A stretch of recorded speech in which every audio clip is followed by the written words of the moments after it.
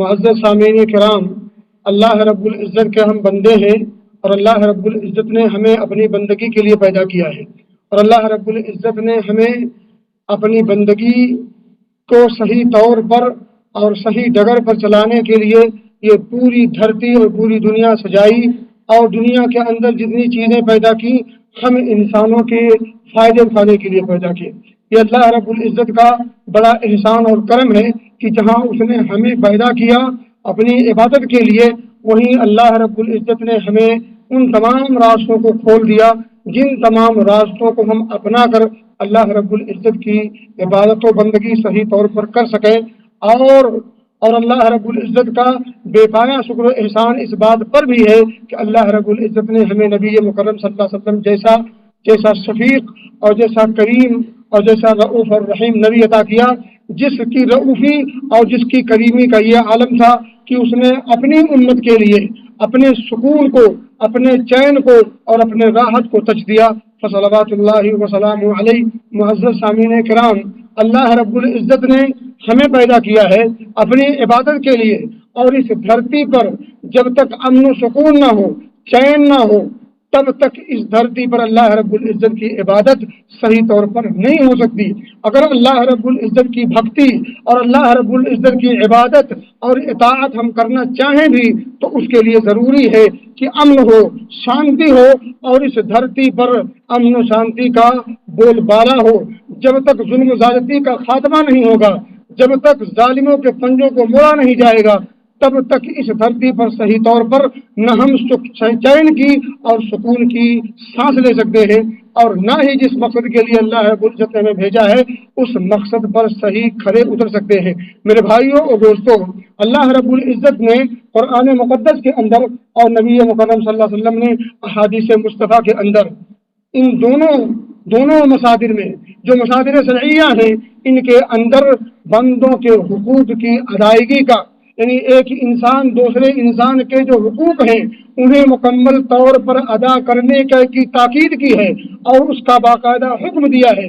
اللہ نے بھی اپنے بندوں کو یہ حکم دیا ہے کہ ہر شخص اپنے سامنے والے کے حقوق کی ادائیگی کرے، حقوق کی ادائیگی میں ذرہ برابر بھی کوتاہی نہ کرے۔ اسی طرح سے نبی مکرم صلی اللہ علیہ وسلم نے بھی احادیث مصطفیٰ کے اندر اپنے عمل سے بھی، اپنے قول سے بھی، اپنی سنت سے بھی، اور اپنے وطیرے سے بھی، اور اپنے اخلاق و کردار سے بھی نبی اکرم صلی اللہ علیہ وسلم نے یہ ثابت کر دیا کہ ہر انسان کی یہ ذمہ داری ہے کہ وہ اپنے بھائیوں کے حقوق کی کما حق ادائیگی کرے، اس میں ذرا بھی قطر بیعت نہ کرے، جس کا جو حق ہے اسے وہ حق ادا کیا جائے۔ اللہ رب العزت کے کچھ حقوق ہیں ہمارے اوپر، اللہ کے کچھ حقوق ہیں ہمارے اوپر، اور ہمارے کچھ حقوق ہیں اللہ کے اوپر۔ اللہ رب العزت کے جو حقوق ہمارے اوپر ہیں یہ ہماری ذمہ داری ہے کہ اسے ادا کریں، اور اس کا بنیادی حق یہ ہے کہ اس کی عبادت کریں، اس کی عبادت میں کسی کو شریک نہ کریں، اور اللہ رب العزت کا یہ حق ہے پھر ہمارے اوپر، پھر اس کا حق یہ ہے، پھر ہمارا حق اس کے اوپر یہ ہے کہ وہ ہمیں عذاب نہ دے بلکہ اپنے رحم و کرم کے سائے میں ہمیں ڈھانپ لے۔ یہ اللہ نے وعدہ کیا ہے کہ اگر تم عبادت کو میرے لیے خاص کر دو، میری توحید کو خاص کر دو، توحید کے خلل سے اپنے آپ کو نکال دو، شرک و بت پرستی سے اپنے دامن کو خالی کر لو، تو میں نے اپنے اوپر یہ ذمہ داری عائد کر لی ہے کہ میں تمہیں عذاب سے دوچار نہیں کروں گا بلکہ اپنی بنائی ہوئی جنت اور اس کے اندر موجود نعمتوں سے محظوظ کروں گا۔ میرے بھائیوں اور دوستوں، اس حق کو ہم ادا کریں تاکہ اس حق کو ہم پا سکیں۔ اسی طرح سے دوسرا حق ہمارے اوپر یہ ہے کہ اللہ کے رسول صلی اللہ علیہ وسلم کے حقوق کی پاسداری کریں۔ نبی مکرم صلی اللہ علیہ وسلم کے ہم امتی ہیں، اور ہم امت کے تئیں ہم پر کچھ ذمہ داریاں ہیں، اور رسول کے تئیں رسول کی بھی کچھ ذمہ داری تھی۔ رسول اللہ صلی اللہ علیہ وسلم پر جو ذمہ داری تھی وہ آپ صلی اللہ علیہ وسلم نے کما حق ادا کر دی، رہتی دنیا تک اس کا ثبوت ہے، منہ بولتا ہے اس کے ثبوت موجود ہیں۔ نبی مکرم صلی اللہ علیہ وسلم نے اپنے حقوق کو ادا کر دیا۔ اب ہماری ذمہ داری ہے کہ ہمارے اوپر نبی اکرم صلی اللہ علیہ وسلم کے جو حقوق ہیں وہ ہم ادا کریں۔ اس پر گفتگو بہت کچھ ہو چکی ہے، لیکن بہرحال کہنے کی بات یہ ہے کہ ہم لا الہ الا اللہ محمد رسول اللہ بھی پڑھتے ہیں۔ محمد رسول اللہ کا تقاضا یہ ہے کہ ہم آپ کے اسوے کو، آپ کے نمونوں کو، آپ کے اخلاق کو اپنے سامنے رکھیں۔ جن جن چیزوں کا مطالبہ کریں یہ اخلاق، یہ نمونے، ان تمام چیزوں پر تمام چیزوں کو ہم کر گزریں، ذرا بھی دریغ نہ کریں، اور جن چیزوں سے روکنے کی طرف اشارہ ہو، نشاندہی ہو، اس سے رکنے میں ذرا بھی دیر نہ لگائیں۔ میرے بھائیوں اور دوستوں، جب یہ خوبیاں پیدا کر لیں گے، جب یہ ہمارے اندر یہ خوبی پیدا ہو جائے گی، یہ صفت پیدا ہو جائے گی، تو ہم اتنا نکھر کر کے سامنے آ جائیں گے کہ لوگ ہمیں دیکھ کر اپنی اپنی راہیں سیدھی کریں گے، ہمیں دیکھ کر اپنے راستوں کی تعین کریں گے کہ ہمیں کس راستے پر چلنا ہے، اور انہیں یہ تعین کرنے پر مجبور ہوں گے کہ اگر ہم نے سیدھے راستے کی تعین نہیں کی تو پھر یہ اللہ والے رسول اللہ صلی اللہ علیہ وسلم کے امتی ہمیں کہیں کا نہیں چھوڑیں گے، ہمیں اس بات پر مجبور کر دیں گے کہ تمہیں سیدھے ڈگر پر چلنا پڑے گا۔ میرے بھائیوں اور دوستوں، یہ جو حقوق ہیں، ان حقوق کے بعد آپ اپنی کتاب و سنت کو جب پڑھیں گے تو آپ کو اندازہ ہوگا والدین کے بھی حقوق ہیں، ماں باپ کے بھی حقوق ہیں، بھائی بہن کے بھی حقوق ہیں، میاں بیوی کے بھی حقوق ہیں، قرابت داری کے بھی حقوق ہیں، دوست احباب کے بھی حقوق ہیں، مہمان کے بھی حقوق ہیں۔ اسی طرح سے آپ جب کتاب و سنت مطالعہ کریں گے تو اس مطالعے میں آپ کو ملے گا کہ کافروں کے بھی کچھ حقوق ہیں، کافروں کے بھی حقوق ہیں ہمارے اوپر، ہمیں اس ذمہ داری ہے کہ ہم ان حقوق کو ادا کریں اگرچہ وہ کافر کیوں نہ ہو۔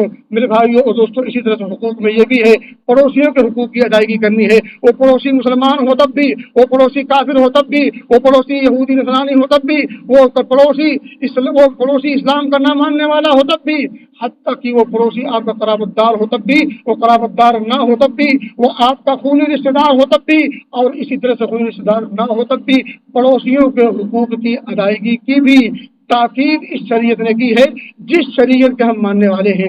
میرے بھائیوں اور دوستوں، جو شریعت کافروں کے حقوق کی ادائیگی کا حکم دے، کیا وہ شریعت مسلمانوں کے حقوق کی ادائیگی پر کوتاہی کرے گی؟ کیا وہ شریعت مسلمانوں کے حقوق کی ادائیگی پر بے توجہ برتنے کا حکم دے گی؟ جس شریعت نے کافروں کے حقوق رکھے ہوں، اس شریعت کے ماننے والے اپنے مسلمان بھائیوں کے حقوق کو پاس و نہ رکھیں، کہ اس سے بڑی ہرما نصیبی، اس سے بڑی بدقسمتی اور کیا ہو سکتی ہے؟ اس شریعت نے جہاں کافروں کے حقوق کی پاسداری کا خیال دیا ہے اور حکم دیا ہے، تاکیدی حکم ہے، اس شریعت نے جانوروں کے بھی حقوق رکھے ہیں،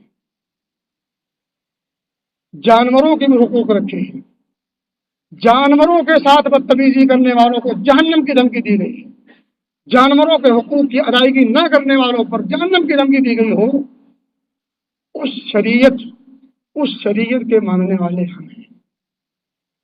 اور آج ہماری حالت جانوروں سے بدتر ہوتی جا رہی ہے۔ یہ اس لیے نہیں کہ ہم جانوروں سے بدتر ہیں، یہ اس لیے صرف ہے کہ ہم سو رہے ہیں، ورنہ ہم سے بڑا بہادر کون ہو سکتا؟ بہادری کے نشان تو ہم نے دیے ہیں، نڈر کی تعریف ہم نے کروائی ہے دنیا کو، بے خوفی کہتے کسے ہیں، یہ درس ہم نے دیا ہے دنیا کو۔ ہم سے بڑا جان مرد کون ہو سکتا؟ ہم سے بڑا طاقتور کون ہو سکتا؟ ہم سے بڑا جانباز کون ہو سکتا؟ کوئی نہیں ہو سکتا۔ جانبازی کے، قوت کے، جمع مردی کے، بہادری کے، یہ سارے کے سارے تمغے ہم نے دیے ہیں، یہ سارے کے سارے تمغے، یہ لیبل ہم نے دیے اور لیے ہیں۔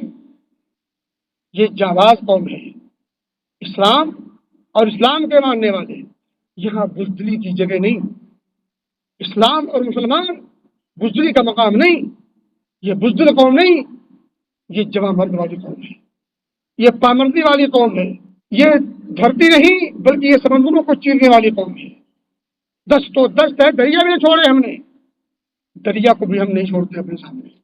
ہم آگ کسے کہتے ہیں، فولاد کسے کہتے ہیں، تمام چیزوں کو ہم نہیں جانتے۔ شرط یہ ہے کہ ہم جاگ جائیں، اور جاگنا پڑے گا۔ اب نیند پوری کر لی، اب نیند سے بیدار ہونا پڑے گا، بہت ہو گیا، صبر کا پیمانہ شاید لبریز ہو چکا ہے۔ اب ہمیں جاگ کر کے اپنی حقیقت منوانی پڑے گی، یہ بتانا پڑے گا کہ ہمارا کوئی وجود ہے، ہمارا کوئی تشخص ہے، ہماری کوئی امتیازی شان ہے، ہم زندہ کون ہیں، یہ بتانا پڑے گا دنیا کو۔ جب تک دنیا کو ہم یہ نہ بتائیں گے تب تک دنیا ہمیں شاید جانور سمجھے، لیکن اپنی پرکھوں کی تاریخ کو لوٹانا پڑے گا۔ اور اپنے دین و ایمان کی تازگی کو سامنے لا کر کے دنیا کے سامنے بتا کر تو جان کرنا پڑے گا کہ ہم زندہ قوم ہیں، مردہ قوم ہیں۔ بہادری ہمارا شیوا ہے، جمع مردی ہمارا ہنر ہے، اور شان سے جینا یہ ہماری شان ہے، یہ ہمارا امتیاز ہے۔ یہ ساری کی ساری چیزیں ہمیں اب بتانی پڑے گی۔ یہ پنوں میں دب چکے ہیں، جس کے اوپر گرد لگ پڑ چکے ہیں، اس گرد کو ہٹانا پڑے گا اور پھر اپنی تاریخ کو دہرانی پڑے گی۔ میرے بھائی دوستوں نے بتانا یہ چاہ رہا تھا کہ جس شریعت نے حقوق کے ایسے ایسے باب رکھے ہوں، جانوروں اور کافروں کے حقوق رکھے ہوں، حقوق دینا صرف شریعت نے نہیں سکھایا ہے، حقوق لینا بھی سکھایا ہے، اور جہاں دینا سکھایا ہے اسی میں لینا بھی مضمر ہے۔ الگ سے اس کے لیے دلیل دینے کی ضرورت نہیں۔ جہاں شریعت نے سکھایا کہ حقوق دو، اسی دو میں لو ہے، اسی دو میں لو بھی موجود ہے۔ میں بتاؤں کیسے؟ مجھ سے کہا آپ اپنا حق اپنے سامنے والے بھائی کا دو، سامنے والے بھائی سے بھی کہا ہے کہ آپ مجھ اللہ کا بھی حق دو۔ مجھے اپنے سامنے والے کے حقوق کی ادائیگی کا حکم دیا، سامنے والے کو میرے حقوق کی ادائیگی کا حکم دیا۔ ہر ایک کو ہر ایک کے حقوق کی ادائیگی کا حکم ہے۔ جہاں دینا ہے وہیں لینا ہے، اور جب حقوق کی ادائیگی نہ کریں تو شریعت نے حقوق کی ادائیگی نہ کرنے والوں کی مذمت بھی کی ہے۔ آئیے میں آپ کو ایک دو حدیث سناؤں۔ نبی مکرم صلی اللہ علیہ وسلم فرماتے ہیں لَتَؤُدُّنَّ الحقوق إِلَىٰ أَهْلِهَا يَوْمَ الْقِيَامَةِ، قیامت کے دن حق والوں کے حقوق ضرور بضرور دیے جائیں گے۔ اگر اس دنیا کے اندر کسی نے کسی کا حق مارا اور کسی وجہ سے وہ حق لے نہ سکا تو قیامت کے دن اس حق کی ادائیگی اسے کرنی پڑے گی۔ لَتَؤُدُّنَّ الْحُقُوقَ إِلَىٰ أَهْلِهَا، ضرور بضرور حقوق کی ادائیگی کرنی پڑے گی اِلَىٰ يَوْمِ الْقِيَامَةِ، قیامت کے دن۔ حَتَّى يُقَادَ لِلشَّاةِ الْجَلْحَاءِ مِنَ الشَّاةِ الْقَرْنَاءِ، یہاں تک کہ بغیر سینگ والی بکری کی جو حق تھا، جو سینگ والی بکری نے اس پر ظلم کیا تھا، سینگ والی بکری کے ساتھ قصاص کا معاملہ کیا جائے گا اور بغیر سینگ والی بکری کو وہ حق دلایا جائے گا۔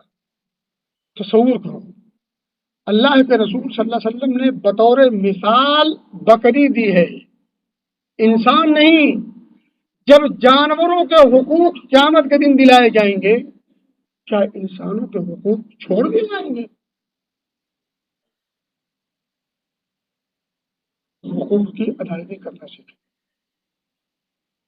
آج بھی اپنوں کے حقوق، غیروں کے حقوق، اپنوں سے مراد مسلمانوں کے حقوق، وہ مسلمان آپ کا خونی رشتہ دار ہو یا دینی بھائی ہو، قریب کا ہو دور کا ہو، پڑوسی کی شکل میں ہو یا دور کا ہو، کسی بھی شکل میں ہو، اگر اس کا حق آپ کے دامن میں بنتا ہے تو اسے ادا کر دیں۔ اور اسی طرح سے وہ غیروں کے حقوق ہوں، چاہے وہ پڑوسی غیر مسلم ہو، تب بھی وہ حقوق کی ادائیگی آپ کی ذمہ داری ہے۔ اگر آپ نے اس حق کو ادا نہ کیا تو آج نہ صحیح، کل آپ کو اس حقوق کی ادائیگی کرنی پڑے گی، اور کل جس حقوق کی ادائیگی آپ کریں گے وہاں آپ کو اپنے نیک اعمال اور اجر و ثواب اور نیکیوں کی شکل میں ہوگا۔ آج آپ نے کسی کے ساتھ ظلم کیا ہے، تماچا مارا ہے، آج آپ نے کسی کا مال ہڑپا ہے، آج آپ تماچے کو سوری بول کر شاید معاف کروا سکتے ہو، آج آپ پیسے کو واپس کر کے معافی تلافی کر سکتے ہو، لیکن کل جب رب کی بارگاہ میں کھڑے ہو کر کے حقوق کی ادائیگی کی بات آئے گی تو وہاں آپ کے دامن میں اگر کچھ ہوگا تو وہ نیکیاں ہوں گی، وہ حسنات ہوں گے، ان حسنات کے علاوہ آپ کے پاس کچھ نہیں ہوگا، البتہ اگر کچھ ہوگا تو برائی ہوں گی، یا تو حسنات ہوں گے یا تو سیئات ہوں گے۔ حسنات ہوں گے تو حسنات آپ کے اٹھا کر کے اہل حق کو دے دیا جائے گا، اور اگر خدا نخواستہ اللہ بچائے آپ کے دامن میں حسنات کے بجائے سیئات ہیں، اس کے سیئات اٹھا کر کے آپ کے دامن میں پلس ڈال دی جائے گی۔ حقوق کی ادائیگی کرنا سیکھیں، حقوق دینا سیکھیں، لینے کا طریقہ خود آ جائے گا۔ بات یاد رکھیں، حقوق کی ادائیگی کرنا سیکھیں، لینے کی ادا پیدا خود ہوگی۔ آپ جب دینا سیکھو گے سامنے والا بھی دینا سیکھے گا، اور اگر نہیں تو چونکہ دیے ہو تو لینے کی ادا پیدا ہو ہی جائے گی۔ میں بتاتا ہوں ابھی لینے کی ادا کہاں سے آتی ہے۔ پہلے آپ جان لیں کہ حقوق کی ادائیگی نہ کرنا کتنا خطرناک پہلو ہے۔ ابھی جو میں نے حدیث پڑھی ہے کہ سینگ والی بکری نے جو ظلم کیا تھا دنیا میں بغیر سینگ والی بکری پر، کمزور سمجھ کے نا، اس ظالم بکری کو زندہ کر کے اور اس مظلوم بکری کو زندہ کر کے ظالم بکری سے حق دلایا جائے گا، مظلوم بکری کو حق دیا جائے گا۔ صحیح مسلم کی روایت ہے۔ آئیے میں آپ کو سناؤں مسند احمد کی روایت۔ اما عائشہ صدیقہ رضی اللہ تعالیٰ عنہا اس کی روایت فرماتی ہیں، نبی اکرم صلی اللہ علیہ وسلم نے فرمایا، الدوابیر عند اللہ عز وجل ثلاثہ، اللہ رب العزت کے بارگاہ میں تین قسم کے رجسٹر ہیں، تین قسم کے رجسٹر والے لوگ پہنچیں گے وہاں۔ ایک وہ ہوں گے ثلاثۃ دیوان، دیوان لا یعبأ اللہ بہ شیئا، ایک رجسٹر اور رجسٹر والے ایسے ہوں گے جن پر اللہ کوئی پرواہ نہیں کرے گا، کوئی پرواہ نہیں ہوگی۔ لیکن دیوان لا یترک اللہ منہ شیئا، لیکن ایک رجسٹر ایسا ہوگا جس رجسٹر والوں کی کوئی بھی چیز اللہ چھوڑے گا نہیں۔ لا یترک اللہ منہ شیئا، ایک رجسٹر والے تو وہ ہیں جن پر اللہ پرواہ ہی نہیں کرے گا، بے پرواہ ہو جائے گا، لیکن ایک رجسٹر والے وہ ہیں جن کی کوئی بھی چیز اللہ رب العزت نہیں چھوڑے گا، ایک ایک پائی، ایک ایک ذرے کو کا حساب کر لے گا۔ وہ دیوان لا یغفر اللہ، ایک رجسٹر ایسا ہوگا جن کی اللہ رب العزت جن رجسٹر والوں کی اللہ بخشش کرے گا ہی نہیں۔ ایک وہ ہیں جن کی بخشش ہی نہیں ہوگی، ایک وہ ہیں جن کے ذروں ذروں کی پکڑ ہوگی، ایک وہ ہیں جن پر اللہ بے توجہ ہو جائے گا۔ ذرا وہ جن پر اللہ بے توجہ ہوگا وہ کون ہے؟ جن کا معاملہ اپنی ذات پر ہے اور اس کا تعلق اس کے اور اس کے رب سے متعلق ہے۔ نماز کبھی چھوٹ گئی، روزہ کوئی چھوٹ گیا، کوئی اللہ رب العزت کی اطاعت کا کام تھا جانے انجانے میں رہ گیا، یہ معاملہ بندے کا اور بندے کے رب کے درمیان ہے۔ اللہ کی مرضی ہوگی اس پر بخشش کر دے یا ہلکی پھلکی پکڑ کر کے چھوڑ دے۔ یہی وہ ہے جس پر اللہ بے توجہ رہے گا، کوئی توجہ خاص نہیں ہوگا، بے پرواہ ہوگا۔ یہ کون سا رجسٹر، کون سے لوگ ہوں گے؟ جن کا معاملہ اپنی ذات کے حد تک ہے، اور یہ جو ذات کا معاملہ ہے یہ بندے کا بندے کے رب سے ہے۔ ہم نماز نہیں پڑھتے، اس کا گناہ ہمارے اوپر ہے، اور یہ معاملہ میرے رب کے ساتھ ہے، لیکن ہم اگر کسی کے حق کی ادائیگی نہیں کرتے یہ معاملہ میرا اور میرے بھائی کے ساتھ ہے۔ لا یترک اللہ منہ شیئا، اللہ اس میں سے ذرہ برابر بھی چھوڑے گا نہیں، ہر ذرے کو سامنے رکھ کر کے حساب لے گا، اور حساب کے حساب سے حق کی ادائیگی کی جائے گی۔ ظالم کو ظلم کا بدلہ دیا جائے گا، ظالم سے ظلم کا بدلہ دلا کر کے مظلوم کو وہ حق ادا کیا جائے گا۔ اور ایک دیوان والے وہ ہوں گے جنہوں نے اللہ کے ساتھ کسی کو شریک ٹھہرایا ہوگا۔ ایسے لوگوں کو اللہ رب العزت بخشش کا پروانہ ہرگز نہیں دے گا۔ معلوم کیا ہوا کہ اہل حق کے حقوق کی ادائیگی نہ کرنا رب کی بارگاہ میں ہر حال میں دینا ہے. آج اس کی فکر ہونی چاہیے. حق دینا اور حق نہ دینا، ان دونوں پر گفتگو میں نے کر دی. حق دینا ضروری ہے اور حق نہ دینے کی سخت مذمت ہے اور بڑا نقصان دہ سودا ہے. اب میں آپ کو بتا دوں، اگر آپ کا حق نہ ملے تو حق چھیننا بھی یہ اسلام نے ہمیں سکھایا ہے.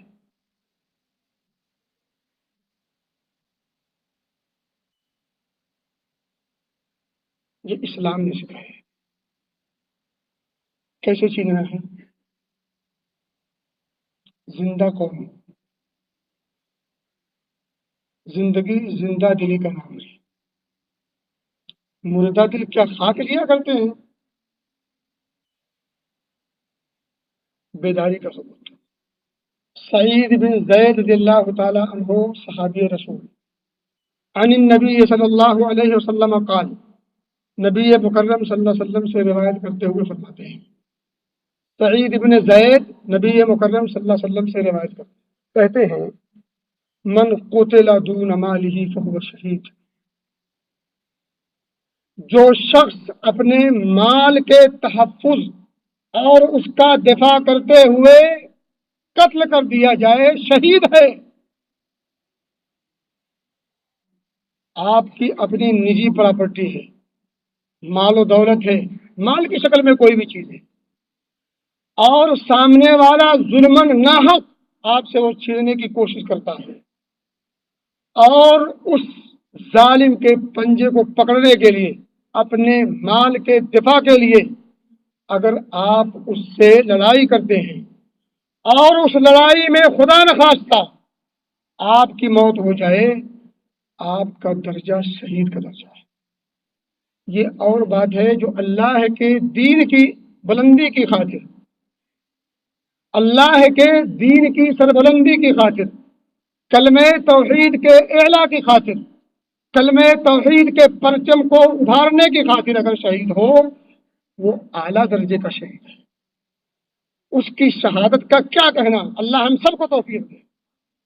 لیکن اگر نجی اپنے ذاتی مال کو بچانے کی خاطر، جس کو آپ نے گاڑی اور پسینے کی زور پہ کمایا ہے اللہ کی توفیق سے، اس مال پر اگر کسی کی نگاہ پر پڑ جائے، اس کی آنکھ پھوڑنے کا حکم ہمیں شریعت نے دیا ہے.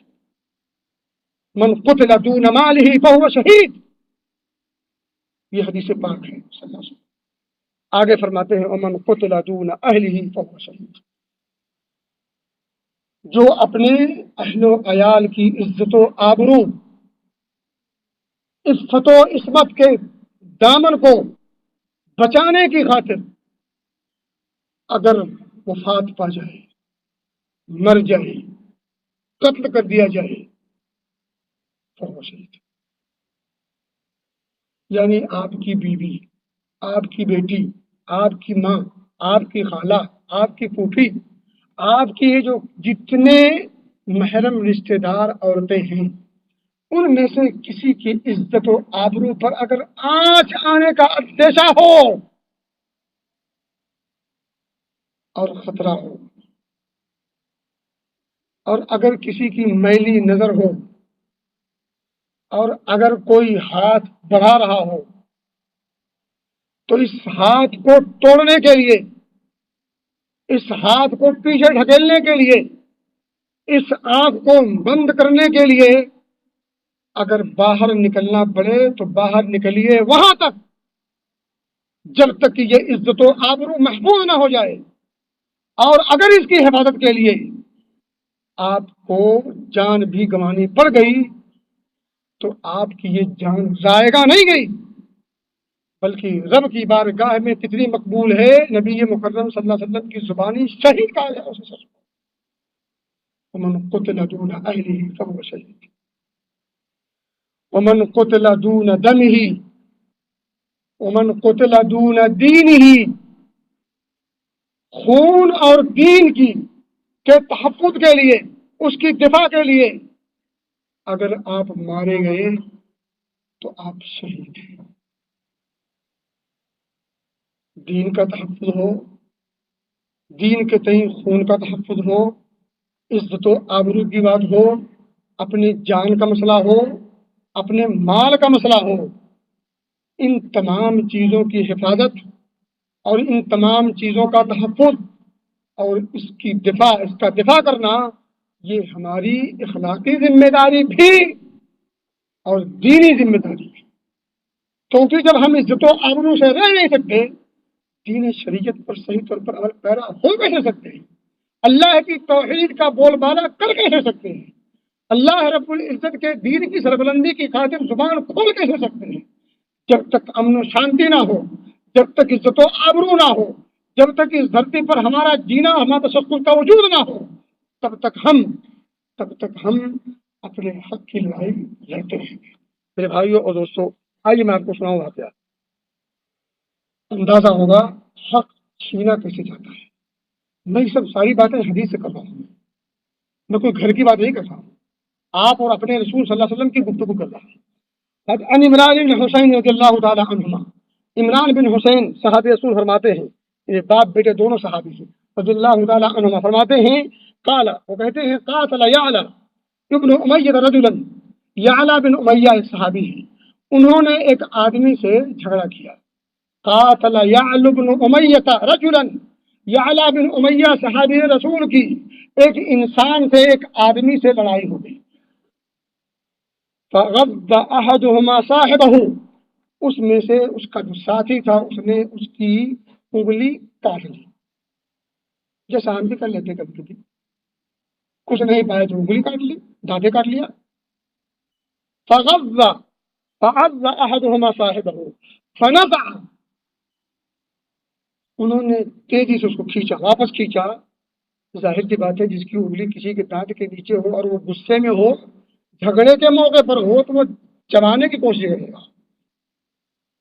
تو اس منظر کو، اس وقت کی نزاکت کو سامنے رکھتے ہوئے انہوں نے اپنے ہاتھ کو کھینچ لیا، کھینچا ایسا کہ ان کے آگے کے دانت ٹوٹ گئے۔ دانت توڑنے کے لیے نہیں کیا تھا، اپنی انگلی بچانے کے لیے یہ حرکت کی تھی۔ اب اس کے دانت ٹوٹ گئے۔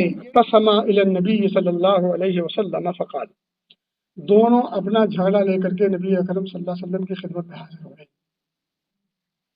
دانت توڑ دیا، اچھا۔ فاختصما الی النبی صلی اللہ علیہ وسلم، نبی مکرم صلی اللہ علیہ وسلم کی خدمت میں پہنچ گئے، جھگڑا لے کر کے سپریم کورٹ پہنچے۔ فقال، آپ نے فرمایا صلی اللہ علیہ وسلم، ایعض احدکم اخاہ کما یعض الفحل، کیا تم چاہتے ہو کہ جیسے اونٹ کسی کا ہاتھ چبا جاتا ہے تم اس کے ہاتھ کے چبا لو گے؟ سمجھے کچھ؟ کیا اونٹ کے چبانے کی طرح سے، جس طرح سے اونٹ چارے کو چباتا ہے، ٹہنیوں اور لکڑیوں کو چباتا ہے، کیا تم اپنے کسی بھائی کے ہاتھ کو ایسے چبا لو گے؟ یعنی اس نے کوئی جرم تو نہیں کیا ہے، اپنے ہاتھ کو بچانے کی کوشش کی ہے۔ اگر ہاتھ بچاتے ہوئے تیرے دانت ٹوٹے، اس میں اس کا کیا قصور؟ کیا تم یہ چاہتے ہو کہ وہ ہاتھ کو ڈھیلا کرتے تم چبا لو؟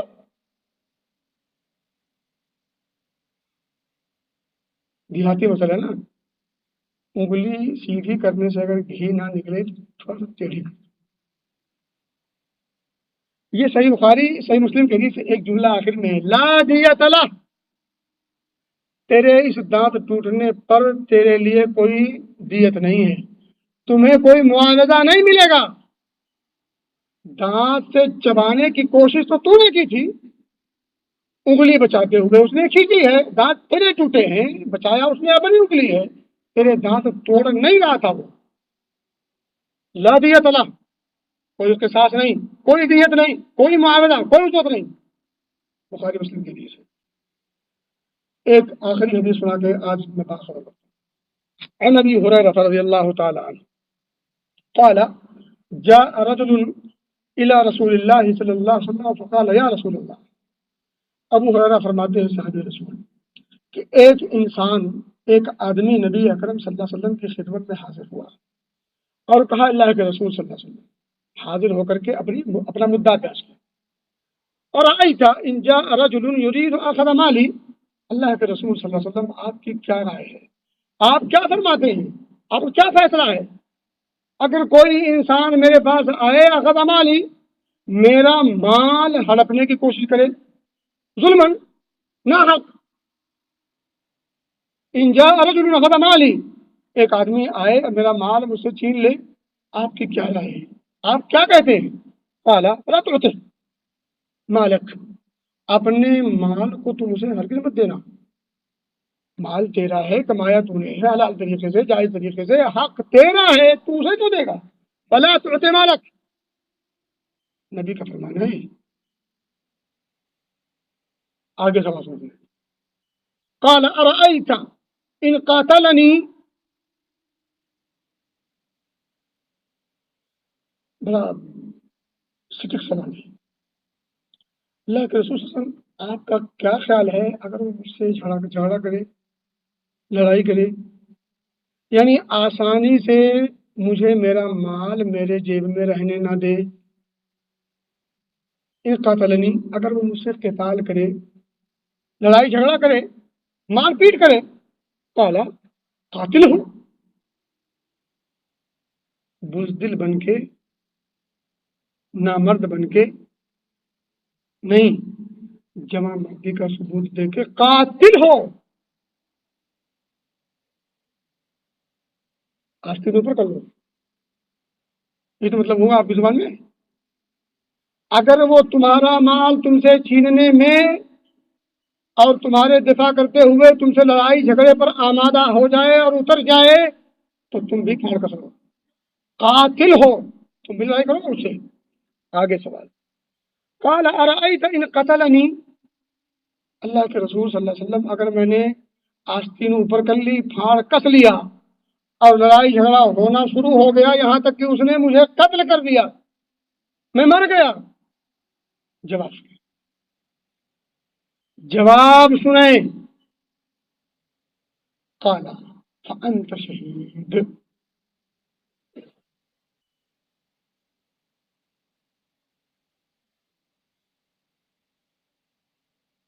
فأنت شہید، ترجمہ کرنا پڑے گا. زندہ قوم ہے، زندہ دلی کے ساتھ جینا سکھایا ہے. قاتل ہو، اور آگے کہا کہ اگر اس مقاتلہ کی وجہ سے اگر تم مر گئے فأنت شہید. آگے سوال ایک اور کر لیا. قال ارأيت ان قتلته، چوتھا سوال ہے اللہ کے رسول صلی اللہ علیہ وسلم اس لڑائی میں اگر میں نے اسے قتل کر دیا، یعنی میں غالب آ گیا اور میرے ہاتھ سے وہ مر گیا، اب کیا ہوگا؟ سنیں ذرا. قال فهو في النار،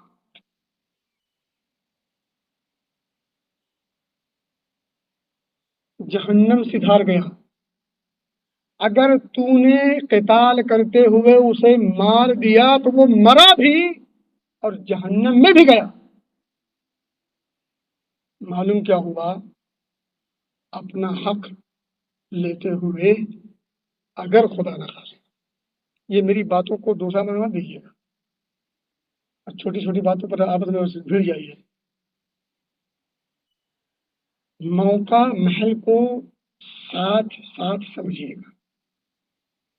قال ان ارأيت ان قتلته قال فهو في النار، یہ صحیح مسلم کی روایت ہے، صحیح مسلم کی روایت ہے. اللہ سے ہم دعا کرتے ہیں کہ اللہ رب العزت اپنے حال پر غور و فکر کرنے کی توفیق دے، ہمیں اپنی حقیقت کو سمجھنے کی توفیق دے، ہمیں اپنی شان اور عظمت کو سمجھنے کی توفیق دے. میرے بھائیوں اور دوستوں، صرف دعاؤں سے بات نہیں بنتی، عقیدے کو جلا بخشیے اور عقیدے کو کھڑا کر کے عمل کی بھٹی پر اپنے آپ کو اتار دیجیے. اس کے بعد اللہ کی ذات پر توکل و اعتماد و بھروسے کے ساتھ حالات سے نمٹنے کے جتنے جائز اسباب ہو سکتے ہیں، جتنی مناسب تدبیریں ہو سکتی ہیں اس پر کھرا اتر جائیے، نتیجہ آپ کے ہاتھ۔ اللہ کے رسول صلی اللہ علیہ وسلم نہتے صحابہ کو لے کر کے 313 کو بدر کے میدان میں پہنچ چکے ہیں، ایمان و عمل اپنے عروج پہ ہے، عقیدے کی کا ٹھوس پن اور عمل کے پہاڑ پر پہنچنا اس کے ساتھ لے کر کے میدان بدر میں پہنچے ہیں، سجدہ ریز ہو گئے ہیں، سجدہ ریز ہوئے ہیں، آسمان سے اللہ رب العزت کے فرشتوں کو ٹولی بھیج دی ہے، کہا محبوب غم نہ کرو، آپ نے محبوبیت کا حق ادا کر دیا ہو، اور محب اپنے محبوب کو بے یار و مددگار چھوڑ دے، ایسا نہیں ہوتا۔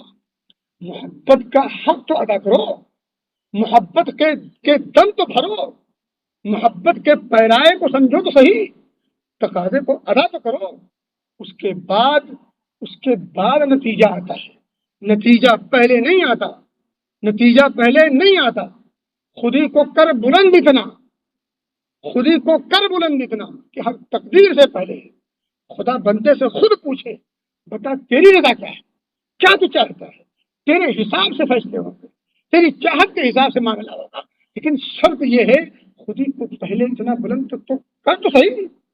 اللہ ہمیں اپنی خودی کو، اپنی ذات کو پہچاننے کی توفیق دے، اور ہم اس رب کے بندے ہیں جس سے بڑا کوئی ہو نہیں سکتا، اس بڑی ذات سے ہماری نسبت، اور اتنے پسمردہ، اتنے بے جان، ایسا نہیں ہو سکتا۔